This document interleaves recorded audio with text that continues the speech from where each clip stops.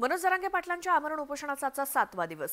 जरांगे पाटलांची प्रकृती खालावली आहे, त्यामुळे त्यांचे समर्थक आणि ग्रामस्थांच्या आग्रहामुळे जरांगे पाटलांनी सलाईन घेतलं। सगळे सोयरे शब्दाच्या अंमलबजावणीच्या मागणीसह इतर काही मागण्यांसाठी जरांगे पाटील उपोषण करतायत। काल प्रशासनाचं शिष्टमंडळ जरांगे पाटलांसोबत चर्चा करण्यासाठी आलं होतं, मात्र जरांगे पाटलांनी सगळे सोयरे शब्दाची विशेष अधिवेशनात अंमलबजावणी होणार का हे लिहून आणलं का असा सवाल त्यांना विचारताच प्रशासन माघारी गेलं।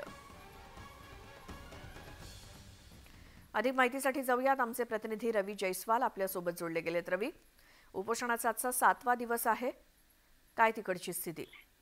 आपण जर बघितलं तर मनोज जरांगे पाटील यांच्या उपोषणाचा आजचा 7वा दिवस आहे आणि 7व्या दिवशी मनोज जरांगे पाटील यांची तब्येत जी आहे ते खालावलेलं चित्र आपल्याला बघायला मिळते।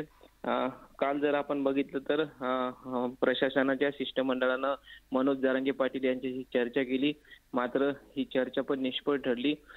उपोषणाचा आजचा 7वा दिवस आहे। 7व्या दिवसापर्यंत सरकारचा कुठलाही शिष्टमंडळ जे आहे ते जरांगे पाटील यांच्याशी संपर्क साधलेला नाहीये।